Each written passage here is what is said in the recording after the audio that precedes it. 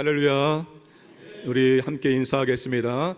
나라를 위해서 조금 더 믿음이 성장하겠습니다. 나라를 위해서 조금 더 기도하겠습니다. 미국 테네시 주에서 목회하고 있는 친한 친구가 있습니다. 작은 교회를 섬기고 있어서 낮에는 마트에서 알바를 하고 그렇게 힘들게 목회를 하고 있는 친구입니다. 지난주에 그 친구에게 카톡이 왔습니다. 마트에서 한참 일을 하고 있는데 노래가 나오는데 그 노래를 듣는 순간 깜짝 놀라기도 했고 눈물이 왈칵 쏟아져서 혼났다는 것입니다. 머나먼 미국 땅인데 사장도 미국 백인인데 한국 노래가 흘러나왔기 때문입니다.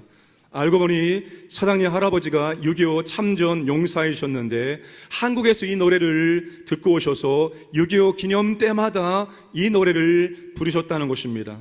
한국어도 잘 모르는데 부르다가 어떤 한인교회 집사님께 부탁해서 레코드판을 구입해서 지금까지 갖고 있었다는 것입니다.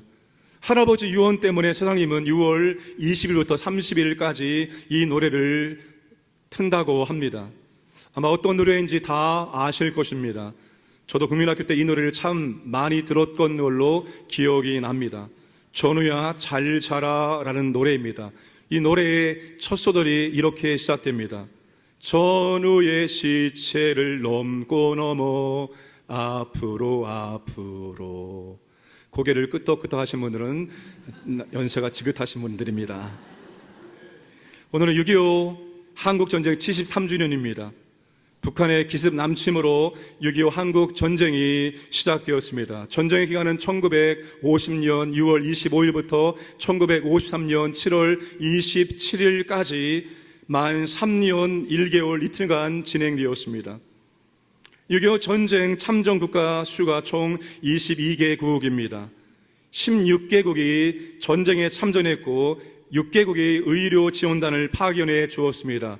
그리고 물자 및 전쟁 재정 지원국은 무려 39개국에 이릅니다. 한국 전쟁은 영토의 무려 80%를 왔다 갔다 하는 대규모 전쟁이었습니다. 사망자 수가 400몇 명에 이르는 인류 역사상 네 번째로 큰 전쟁으로 그렇게 기록되었습니다. 남한은 산업시설의 43%, 주택의 33%가 파괴되었고 북한은 공업 생산량의 60%, 농업 생산량의 78%가 감소되어 그야말로 한반도가 초토화되었습니다. 그런데 한국전쟁은 휴전함으로써 미완의 전쟁으로 끝났습니다. 우린 여전히 한국전쟁의 연속선상에 있습니다. 우리의 소원은 통일, 꿈에도 소원은 통일. 이 노래가 언제 실현될지 모르겠습니다. 우리는 여전히 북한과 긴장관계에 있는 안타까운 현실입니다. 다시는 한반도의 전쟁이 일어나지 않고 평화를 지키고 자녀들과 후손들에게 더 좋은 나라와 더 좋은 신앙을 물려줄 책임이 오늘 저와 우리들에게 있는 줄로 압니다. 그 책임을 감당하기 위해서 그리스도인은 나라를 위해서 무엇을 해야 할까요? 우리는 어떻게 나라를 사랑할 수 있을까요? 느헤미야의 나라 사랑을 통해서 그 답을 함께 나누고자 합니다. 첫 번째 나라 사랑은 내가 믿음으로 살고 자녀를 믿음으로 키워내는 것입니다. 느헤미야서 1장 1절은 하갈의 아들 느헤미야의 말이라라고 시작합니다. 느헤미야의 아버지의 이름이 뭐라고 말하고 있습니까?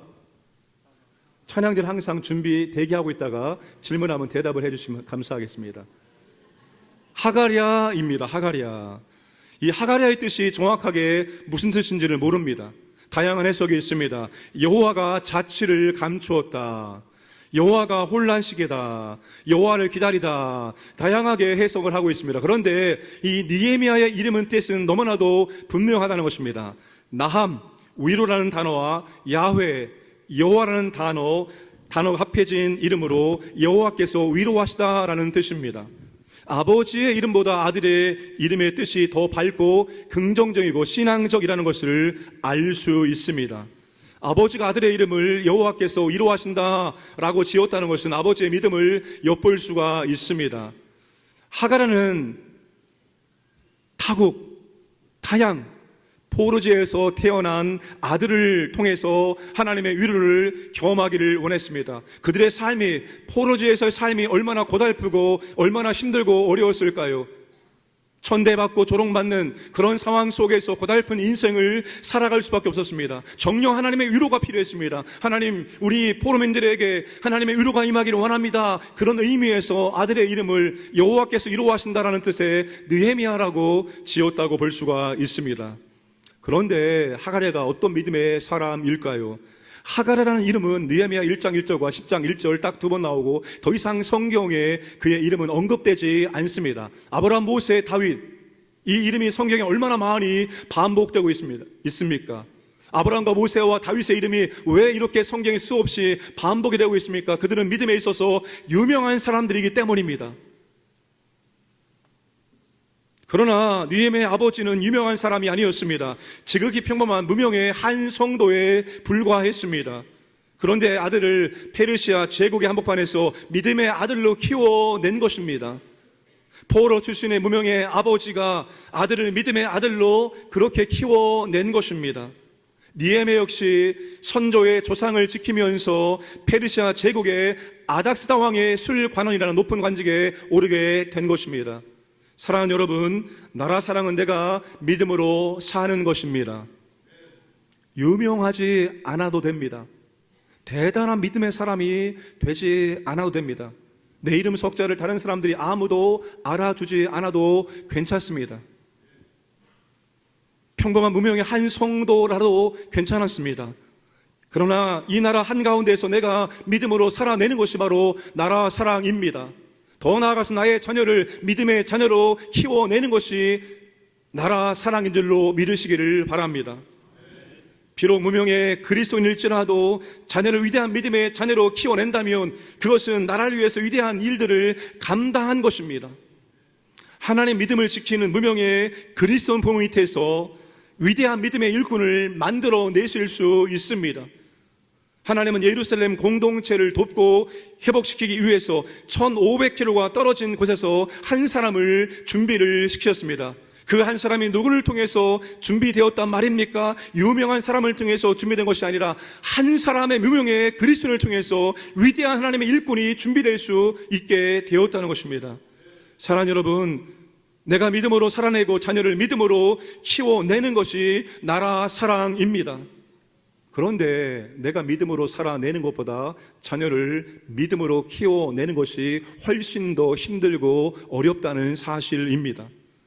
저에게는 3명의 자녀가 있고 가장 힘들고 어렵다는 중학생의 가운데 한 명이 있습니다. 이 아이가 일주일 전에 아침에 밥을 먹는데 저에게 이렇게 말을 하는 것입니다. 아빠, 이번 여름 수련회는 안 갈래요. 저는 이미 2번이나 갔다 왔어요. 그러니까 이번 수련회는 저는 쉴래요 라고 말하는 것입니다. 마음에서부터 화가 끓어오르기 시작했습니다. 네가 다니는 교회 담임 목사가 나다라고 말할 수 있었지만 부담될까 봐 그렇게 말하지 못하고 아내와 끙끙 앓으면서 그렇게 기도하고 있었는데 오늘 이 예배에 들어오기 전에 2부 예배를 마치고 모양실에 있는데 아내한테 카톡이 왔습니다. 여보, 그 아이가 수련회 간다고 말했어요. 기도 응답이 되었어요 라고 말하는데 얼마나 감사한지 모릅니다. 하나님이 1부와 2부 때 애절한 마음으로 말할 때 하나님께서 긍휼을 베풀어 주셔서 아들이 수련회에 간다고 말하게 하신 것 같습니다. 감사합니다. 목사도 이렇게 여러분과 똑같이 고민하고 힘들어하고 아파하고 있습니다. 근데 그 아이의 이 말을 들으면서 이런 생각이 들었습니다. 아, 그 아이가 지금 아빠, 엄마의 하나님을 믿어주고 있구나. 살아계신 하나님과 예수님을 인격적으로 만나지 않으면 믿어주는 것이지 절대로 믿는 것이 아니구나. 이것을 제가 다시 한번 깨닫게 되었습니다. 그러면서 제 고민과 기도 제목은 어떻게 하면 내가만 하나님을 이 자녀들에게 만나게 할 수 있을까? 어떻게 하면 아빠, 엄마 하나님을 자기의 하나님으로 믿고 예배드리게 했을까? 이게 저의 기도 제목이고 저의 고민거리입니다. 아마 여러분들도 마찬가지일 거라고 생각이 되어집니다. 사랑하는 여러분, 우리는 정말로 너무나 좋은 동네에 살고 있습니다. 어떤 동네? 광장동에 살고 있습니다. 아까 간증하셨던 이종원 성도님도 이 광장동이 얼마나 좋은 것을 아시고 이곳으로 자녀를 교육하기 위해서 이사를 오셨습니다. 분당에도 광장동에 살고 있다면 깜짝 놀랍니다. 그렇게 좋은 곳에 살고 있습니까? 여러분, 좋은 대학, 좋은 직장에 취업하는 것은 매우 중요합니다. 그런데 자녀들이 좋은 믿음을 갖게 하는 것은 더 중요합니다. 왜냐하면 하나님은 믿음의 좋은 사람을 하나님의 믿음의 일꾼으로 사용해 주시기 때문입니다. 하나님은 대학을 보지 않아요. 하나님은 직장을 보지 않습니다. 하나님은 지식의 수준과 경제의 수준을 보는 것이 아니라 얼마나 믿음이 좋으냐, 그 믿음의 사람을 들어서 하나님의 위대한 역사의 일꾼으로 사용해 주시기 때문입니다. 여러분, 하나님 믿음이 좋은 사람을 세상에서도 높은 자리에 올리셔서 그 사람을 통해서 하나님의 위대한 역사를 이루어 나가십니다. 느헤미야는 왕이 가장 신뢰하는 술관원이었습니다. 술관원은 왕이 먹는 음식과 술에 독약이 들어가 있는지 먼저 맛보는 직책입니다. 왕의 비공식적인 자문과 왕의 대화 대상자입니다. 왕이 항상 옆에 두는 사람입니다. 왕의 오른팔과 같은 사람이 바로 술관원입니다. 하나님 믿음이 좋은 사람을 세상에서도 높이셔서 하나님의 뜻을 이루는 도구로 사용해 주십니다. 그러므로 여러분, 우리 자녀들이 좋은 대학과 좋은 직장에 들어가는 것 너무나 중요하지만 더 중요한 것은 그 자녀를 믿음의 자녀로 키워내는 것입니다. 여러분, 우리가 믿음의 자녀를 키워내는 것은 우리가 이 땅의 삶 마치고 천국에 이사 갈 때까지입니다.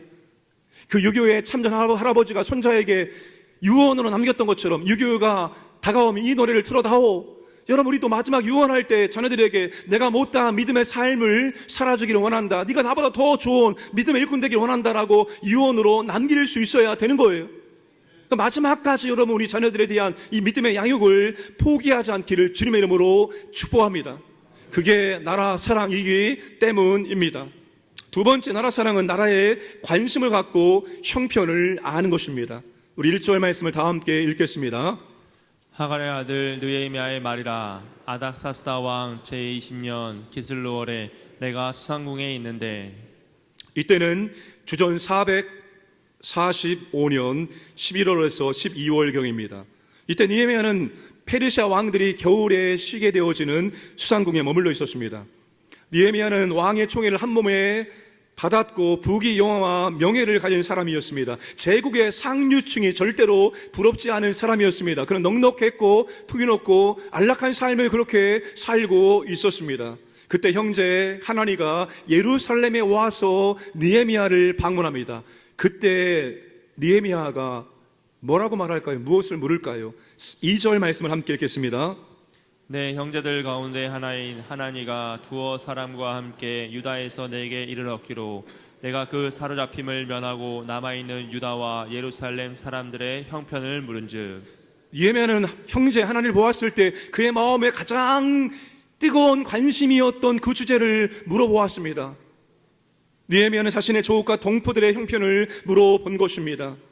느헤미야의 몸은 1500km가 떨어진 수상궁에 있었지만 그의 마음은 한 번도 그의 동족의 성읍에 대해서 항상 마음을 가지고 있었다는 것입니다. 이 느헤미야가 그런 마음을 가질 필요가 뭐가 있겠습니까? 페르시아 제국의 왕에게 신뢰받는 사람이요, 사회적 높은 직책을 가진 사람입니다. 수상궁에서 평화롭게 안전하게 살고 있는 사람입니다. 굳이 패망한 아버지의 나라를 그가 기억할 필요가 어디에 있겠습니까? 그 패망한 나라를 마음에 둘 필요가 어디 있겠습니까? 이미 나라가 멸망한 지 140년이나 지난 세월입니다. 한 번도 예루살렘에 살아본 적도 없는 사람이고 한 번도 예루살렘에 방문한 적도 없는 사람이었습니다. 그가 굳이 신경 쓸 필요도 없고 자신과 상관없는 일로 여겨도 누가 뭐라고 말할 사람이 아무도 없어요. 그러나 그의 마음에 가장 뜨거운 관심은 그 조국에 대한 관심이었습니다. 조국의 동포들의 상황이 그는 너무나도 궁금했던 것입니다. 왜 그렇습니까? 그는 평소에 조국과 동포들에 대한 관심을 갖고 있었고 형편을 알고 싶어 했기 때문입니다. 사랑하는 여러분, 나라에 대한 관심을 갖고 형편을 알고자 하는 것이 바로 나라 사랑입니다. 나라와 동포들에 대한 관심이 있기 때문에 형편을 알고 싶어 하는 것입니다. 나만 잘 먹고 잘 살면 되지, 내게만 문제가 없으면 되지, 그게 아닙니다. 나라에 대한 관심을 갖고 형편을 궁금해야 됩니다. 나는 정치에 관심이 없어 정치에 무관심, 나는 경제에 관심이 없어 경제에 무관심, 나는 통일에 관심이 없어 통일에 대한 무관심, 나는 사회 문제에 관심이 없어 사회 문제에 대한 무관심이 아니라 우리는 진실로 나라에 대한 관심을 갖고 있어야 됩니다. 물론 우리는 전문가가 아니기 때문에 정치, 경제, 교육, 문화에 대해서 자세하게 알 필요는 없습니다. 그러나 우리는 여러분, 그거에 대해서 우리는 알아야 할 의무와 책임이 있고 우리는 그 형편을 알아야 되는 것입니다. 절대로 무관심해서는 안 됩니다. 뉴스를 통해서 나라가 지금 어떻게 돌아가고 있는지 그 나라 형편을 관심을 가지고 정말로 챙기기를 주님의 이름으로 축복합니다. 우리 어른들은 이 나라가 얼마나 소중한지를 잘 알고 있습니다. 유교의 그 끔찍한 사건을 경험했고, 그리고 그 근대 사회의 힘들고 어려운 것들을 경험했습니다. 그리고 민주주의를 통과했습니다. 이 혹독한 세월을 살아냈기 때문에 나라가 얼마나 소중한지를 잘 알고 있고 나라에 대해서 걱정합니다. 그런데 여러분, 우리의 다음 세대는 이 나라에 대해서 관심을 두고 있지 않다는 사실입니다. 아니, 관심이 없을 뿐만 아니라 한국인인 것이 싫다라고 말하고 있습니다. 동아일보에서 설문조사를 한 결과입니다. 10대에서 20대를 잘파 세대라고 부릅니다. 10대는 알파 세대라고 하고 20대는 Z 세대인데 그것을 Z 세대라고 읽으면 9세대입니다. G 세대라고 읽어야 됩니다. 자, 한국인은 느끼는 감정, 뿌듯하고 자랑스럽다 55%입니다. 별로 자랑스럽지 않다 22%, 한국인인 것이 싫다 23%입니다. 연령대로 보면 10대와 20대가 29%로 가장 높았습니다. 왜 그들이 한국인이 싫다고 말합니까? 이유가 무엇입니까? 혹독한 경쟁입니다. 입시와 취업의 혹독한 경쟁이 한국이 싫어지게 만든다는 것입니다. 여러분, 왜 이런 결과가 나왔습니까? 나만 잘 되면 된다는 생각 때문이 아니겠습니까? 너만 잘하면 돼, 너만 잘 살면 되라고 그렇게 말하기 때문에 다른 사람을 돌볼 여유가 없이 살고 있는 것 때문 아니겠습니까? 자기에게만 관심이 있고 나라와 동포에 대한 관심이 없기 때문에 우리의 다음 세대가 이 나라에 살기 싫다라고 그렇게 지금 말하고 있습니다. 느헤미야는 유다에서 강제로 끌려온 포로민의 후예입니다. 느헤미야에게 예루살렘은 조상의 도성이라는 것 외에 그와 연관성이 아무것도 없습니다. 그런데 그는 믿음의 사람이고 나라의 민족의 앞날이 염려하는 사람이었기 때문에 예루살렘에 거하는 백성들과 그들의 성읍이 그는 궁금했고 형편을 알고자 물어본 것입니다. 나라에 대한 관심을 갖고 나라의 형편을 알아가는 것이 바로 나라 사랑인 줄로 믿으시기 바랍니다. 관심이 한 영혼을 살리고 관심이 교회를 살리고 관심이 이 나라를 살릴 줄로 믿으시기를 바랍니다. 작년에 울산 지역에 큰 산불이 났습니다. 많은 주택이 전소되어지고 안타깝게 교회도 전소되었다는 소식을 들었습니다. 그 교회 가운데 성석교회가 있습니다. 그 성석교회는 11년 동안 목사님과 성도님들이 허리띠를 졸라매고 정말 돈을 모아서 교회를 건축을 했습니다. 그런 다음에 입당 이틀 전에 산불로 완전 전소돼서 잿더미가 되었습니다.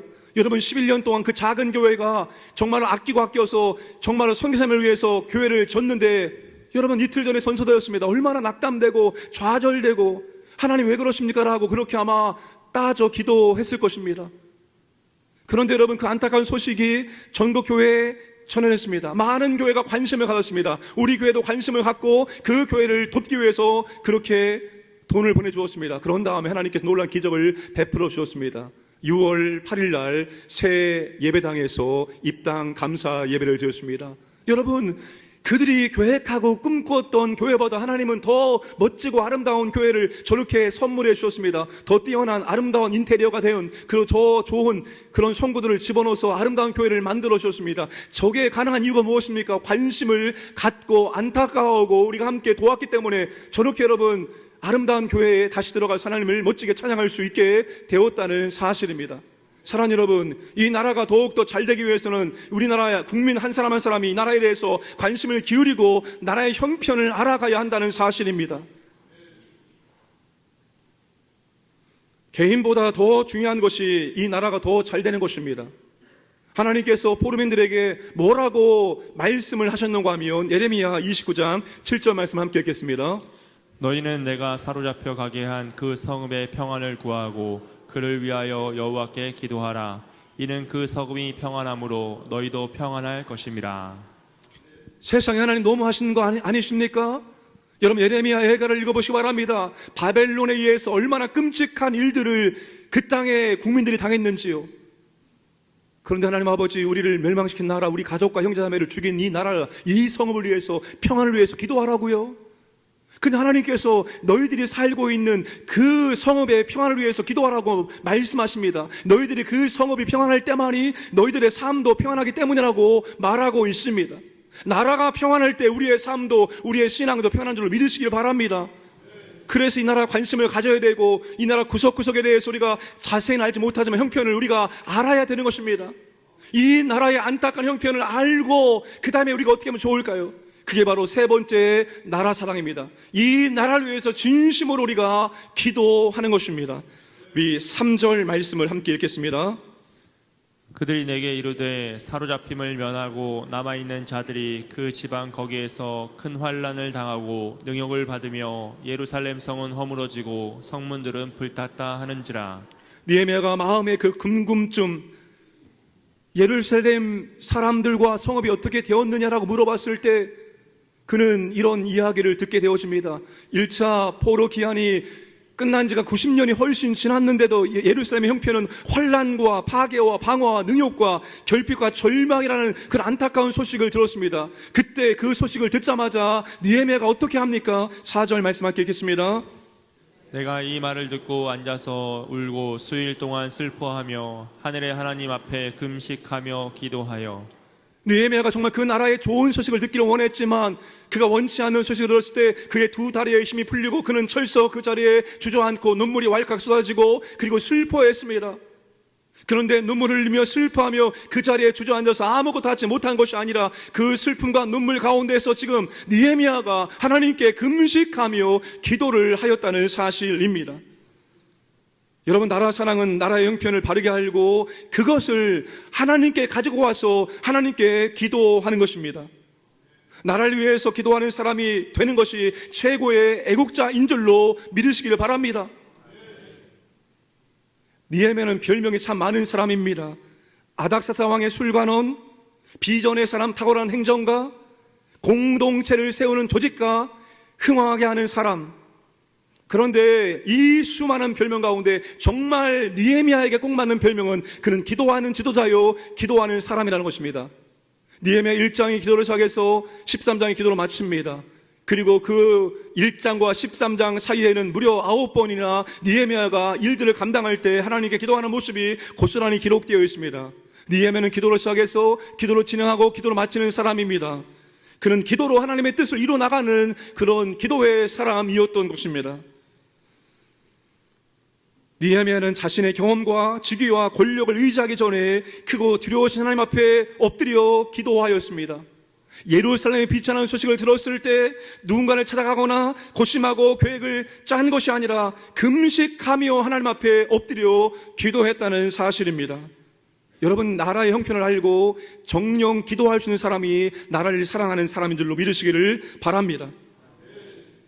우리가 현직에서 자신에게 맡겨진 일을 잘 감당하는 것, 나라 사랑이죠. 우리는 세계 사역 현장에 있습니다. 가정과 교회와 그리고 생업입니다. 그러니 직장에서, 생업 현장에서 열심히 일하는 것이 나라 사랑입니다. 그런데 여러분, 우리가 나라의 형편을 가만히 보게 되어지면 참으로 힘들고 어려운 것들이 한두 가지가 아닙니다. 우리가 감당할 수 없는 것, 참으로 걱정받게 되지 않는 것들이 많습니다. 그때 여러분, 우리가 어떻게 합니까? 그 나라의 걱정거리들, 염려거리들, 그 형편들을 하나님께 아뢰면서 하나님께 이 나라를 위해서 진심으로 기도할 수 있어야 한다는 사실입니다. 나라를 위해서 기도하는 것이 우리가 해야 할 일이고 그것이 곧 나라 사랑이기 때문입니다. 나라 사랑은 나라를 위해서 기도가 먼저입니다.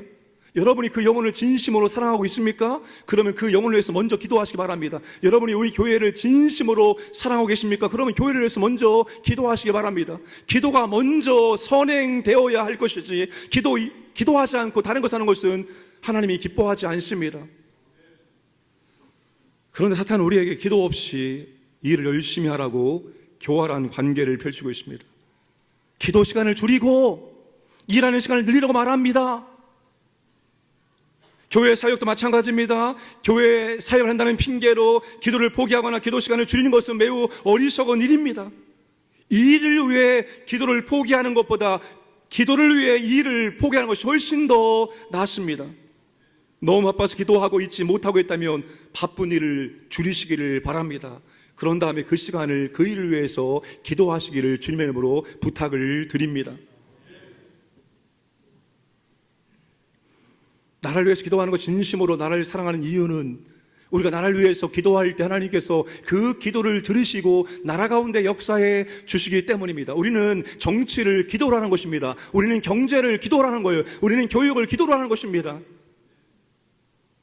정치의 상황들을, 염려할 사항들을, 걱정할 사항들을 낱낱이 기도 제목을 만들어서 하나님 아버지, 우리나라의 정치가 이렇습니다. 우리의 현실이 이렇습니다. 우리의 경제의 현실이 이렇습니다. 하나님 들으시옵소서. 하나님 역사하여 주옵소서.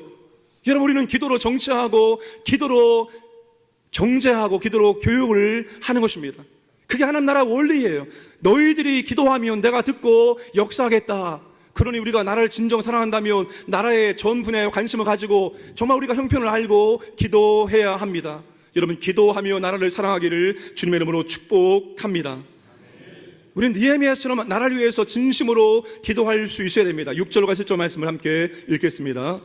이제 종이 주의 종들인 이스라엘 자손을 위하여 주야로 기도하오며 우리 이스라엘의 자손이 주께 범죄한 죄들을 자복하오니 주는 귀를 기울이시며 눈을 여시사 종의 기도를 들으시옵소서.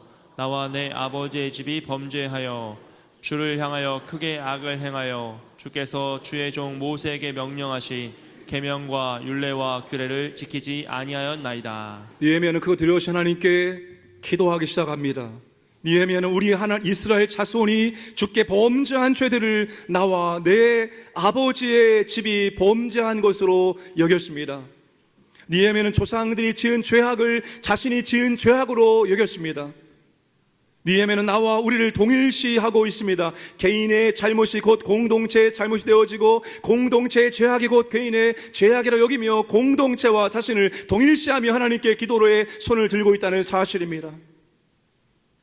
나를 위한 기도, 나의 사랑하는 아들과 딸을 위한 기도와 이 나라를 위한 기도가 동일시 되어야 한다는 것입니다.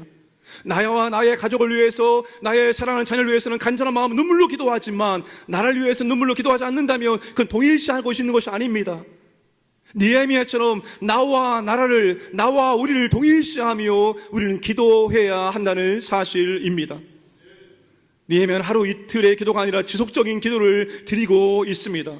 4절의 수일 동안 6절의 주야로 느헤미야는 기도했습니다. 그런데 그가 예루살렘의 형편을 들었을 때 그때부터 기도를 시작한 것이 아니었습니다. 그는 이미 오래전부터 하나님께 나라와 동포들을 위해서 기도를 하고 있었던 것입니다. 그래서 가장 먼저 형편을 물어본 것입니다. 우리가 어떤 것을 기도할 때 그 문제로 기도하면 그 문제가 어떻게 응답되어지고 어떻게 진행되어지는지 관심을 갖고 우리는 물어보게 되어 있습니다. 그렇지 않습니까? 내가 너를 위해서 이렇게 기도하고 있는데 그 문제가 어떻게 되었냐고 우리는 물어볼 수밖에 없어요. 그러나 기도하지 않으면 우리는 물어볼 수가 없습니다. 느헤미야는 벌써 오래전부터, 아니 몇 년 전부터 기도했을지 모르겠습니다. 오래전부터 예루살렘을 위해서 그렇게 간절한 마음으로 지속적인 기도를 올려드리고 있었던 것입니다. 하나님 140년 동안 폐허로 남아있던 예루살렘 성벽 재건 사업을 곧 시작하려고 합니다. 누구를 통해서 말입니까? 오랫동안 기도하고 있었던 예레미야를 통해서 하나님께서 그 일을 시작을 하려고 합니다. 당장 이루어지지 않아도 실망하거나 좌절하지 않고 지속하는 기도가 결국 큰 일을 이루게 된다는 사실입니다. 여러분, 나라를 위해서, 우리 교회를 위해서 이렇게 기도할 수 있기를 주님의 이름으로 축복합니다. 정말 기도하기를 원합니다. 정말 기도하는 성도, 기도하는 교회, 기도하는 집이 되기를 주님의 이름으로 축복합니다. 저는 요즘에 E.M. 바운주의 기도 고전 시리즈를 읽어 내려가고 있습니다. E.M. 바운주 어떤 사람입니까? 그는 기도의 사람이요 기도의 선고자라고 일컫는 사람입니다. 그 때문에 100년 동안 그로 말미암아서 무릎 꿇는 기도하는 사람들이 있었다는 사실입니다. 그의 기도의 책에 이런 말이 있었습니다. 오늘 칼럼에 나와 있습니다. 하나님의 집에서는 언제나 기도가 끊이지 말아야 합니다. 이것은 당연한 일입니다. 만일 하나님의 집에서 기도가 낯선 것으로 여겨진다면 그것은 더 이상 하나님의 집이 아닙니다. 하나님의 집에서는 기도하는 것이 지극히 자연스럽습니다. 그곳에는 기도는 낯선 손님이 아니라 주인이기 때문입니다. 우리가 교회에 와서 자연스럽게 기도하는 것이 자연스러워야 한다는 것입니다. 기도가 교회의 주인이기 때문입니다. 진심으로 여러분 기도하는 성도, 기도하는 교회를 만들어갈 수 있기를 주님의 이름으로 축복합니다. 나라에 대한, 교회에 대한 지속적인 기도가 계속 되어지기를 원합니다. 여러분들은 광장동에서 구이동까지 왔다 갔다 하시면서 무엇을 보고 계십니까? 무엇을 보고 계시며 무슨 마음의 감동이 올라오고 계십니까? 찬양대 준비됐습니까? 저는 요즘에 워커힐에서 구이동을 왔다 갔다 하면서 제 마음속에 감동이 일어나고 있는 것이 있습니다. 뭔가 지금 이 지역이 변화되고 있는 것이 보여집니다. 그러면서 제 마음속에 하나님께서 주시는 감동은 준비해라, 준비해라, 준비해라라고 말씀을 하고 있는 것 같습니다. 너희 교회를 통해서 내가 많은 영혼들을 추수할 것이고 많은 영혼들을 세울 것이니 너는 준비해라라는 그런 마음의 감동을 주고 있는 것 같습니다. 일부만 아멘하고 있습니다. 그런데 여러분, 우리가 준비할 것 중에 가장 중요한 첫 번째 준비는 바로 기도를 준비하는 것입니다. 기도를 우리는 준비해야 됩니다. 저는 우리 교회에 왔을 때부터 우리 교회에 주신 놀라운 사명 가운데 하나가 무엇인가 하면 우리 교회는 이 지역을 위해서 기도하는 전쟁 기지가 되어야 한다는 사실입니다. 이 광진구에 6개인가 7개의 동이 있습니다. 그 6개의 동 가운데에서 우리 교회처럼 이 지역을 위해서 기도하기에 가장 적합한 위치에 놓여 있는 교회는 우리 교회가 유일합니다. 대로변에 있습니다. 정말 기도하고 싶으면 들어와서 얼마든지 기도할 수 있습니다. 사방에서 오기에 가장 좋은 교통의 요지를 가지고 있습니다. 그러니 여러분, 우리 교회가 이 광진구를 끌어안고 기도의 사명을 감당해야 되는 기도의 전초 기조가 되어야 할 것을 믿으시기를 바랍니다. 진실로 기도가 우리 가운데 회복되기를 원합니다. 개인과 가정의 문제만을 위한 기도에서 이제는 이 지역과 교회와 나라를 위한 기도가 더 확장되기를 원합니다. 디모데전서 2장 1절과 2절 말씀 함께 읽겠습니다. 그러므로 내가 첫째로 권하노니 모든 사람을 위하여 간구와 기도와 도고로 감사를 하되 임금들과 높은 지위에 있는 모든 사람을 위하여 하라. 이는 우리가 모든 경건과 단정함으로 고요하고 평안한 생활을 하려 함이라. 사도 바울이 믿음의 아들 디모데에게 내가 첫 번째로 권하노니 네가 해야 될 가장 중요한 일이 무엇인지 아니? 그것은 기도와 간구와 도구와 감사라고 말하고 있습니다. 내가 할 가장 첫 번째 일은 바로 너는 기도하는 것이다 말합니다. 누구를 위해서 기도할까요? 임금들과 높은 지위에 있는 사람들, 대통령과 위정자들을 위해서 우리가 기도해야 됩니다. 그리고 각계각층의 지도자들을 위해서 우리가 진심으로 기도해야 됩니다. 이것이 교회와 성도가 나라를 사랑해서 먼저 회복될 일임을 믿으시기를 바랍니다. 기도하지 않는 민족보다 기도하는 한 사람이 무섭다라는 말이 있습니다. 나라를 위해서 기도하는 사람이 많아지면 나라는 살아나고, 나라를 위해서 기도하는 사람이 줄어들면 나라는 힘들어지고 어려워지게 되어 있습니다. 그게 구약의 열왕기에서 우리에게 말씀하고 있는 역사적인 사실입니다. 기도하는 지도자를 갖고 있는 나라는 행복한 나라입니다. 기도하는 국민들을 갖고 있는 나라도 또한 행복한 나라입니다. 그러므로 나라를 위해서 진심으로 기도하는 저와 여러분 되기를 주님의 이름으로 축복합니다. 오늘 우리는 예레미야를 통해서 나라 사랑을 들었습니다. 여러분, 나라 사랑은 위대한 일들을, 엄청난 업적을 이루어내는 것이 아니라 우리가 대한민국 한복판에서 믿음으로 살아내는 것이고 우리의 자녀를 끝까지 믿음의 자녀로 키워내는 것입니다. 우리의 마지막 유언도 그 자녀들이 믿음 생활을 잘하기를 원한다, 그런 유언이 되기를 원하며 마지막까지 자녀들을 믿음으로 키워낼 수 있기를 주님의 이름으로 부탁을 드립니다. 나라 사랑은 나라에 대해서 관심을 기울이고 형편화하는 것입니다. 관심을 가질 때 한 영혼이 살아나고 교회가 살아나고 나라가 살아날 수 있습니다. 그리고 그 형편을 우리의 힘과 능력으로 감당할 수 없으니 하나님께 고스란히 아뢰기를 원합니다. 하나님, 우리 기도를 통해서 정치, 경제, 문화, 교육 모든 것들을 바꾸실 줄로 믿으시기를 바랍니다. 그러니 더 나라를 위해서 기도하는 우리가 되기를 주님의 이름으로 축복합니다.